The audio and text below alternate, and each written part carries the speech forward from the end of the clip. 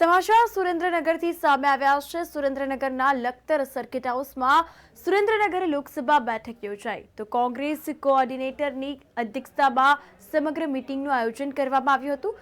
સુરેન્દ્રનગર જિલ્લા કોંગ્રેસ પ્રમુખ લખતર દસાડા, ભૂતપૂર્વ કોંગ્રેસ ધારાસભ્ય, સુરેન્દ્રનગર જિલ્લા કોંગ્રેસ મહામંત્રી ઉપસ્થિત રહ્યા હતા।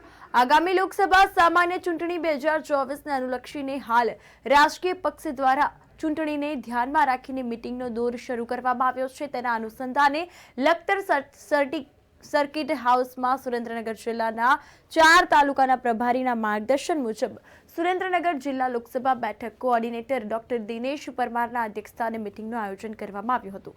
આ મીટિંગમાં ખેડૂતોના પોષણક્ષમ ભાવ, યુવાનોની બેરોજગારી, મહિલાઓ પર થતા અત્યાચાર અને તેમની સલામતી સહિતના પ્રશ્નોની ચર્ચા કરવામાં આવી હતી। આ સાથે રાહુલ ગાંધી દ્વારા શરૂ કરવામાં આવેલ ભારત જોડો ન્યાય યાત્રાની માહિતી આપવામાં આવી હતી।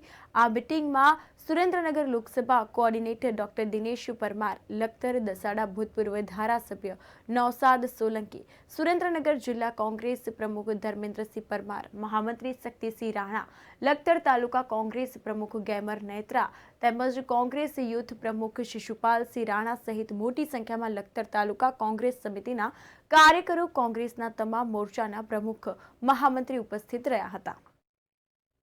ગુજરાત પ્રદેશ કોંગ્રેસ સમિતિના મહામંત્રી શ્રી પંકજસિંહજી વાઘેલા એમને આ વિસ્તારના 4 તાલુકાની અંદર એમને પ્રભારી તરીકે નિમણૂક કરવામાં આવેલી છે।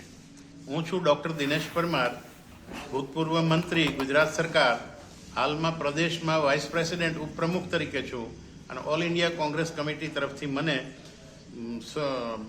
સુરેન્દ્રનગર લોકસભા સીટના કોઓર્ડિનેટર તરીકે મૂકવામાં આવેલ છે।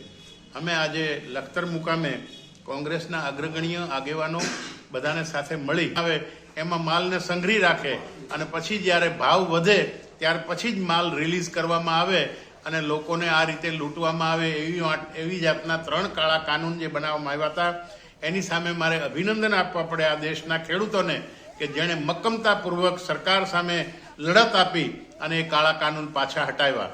પણ એની અંદર સરકારે લેખિત બાંહેધરી આપેલી કે અમે પોષણક્ષમ ભાવ આપવા માટે MSP આપશું, મિનિમમ સપોર્ટ પ્રાઇસ આપશું, પણ એ આપ્યું નથી।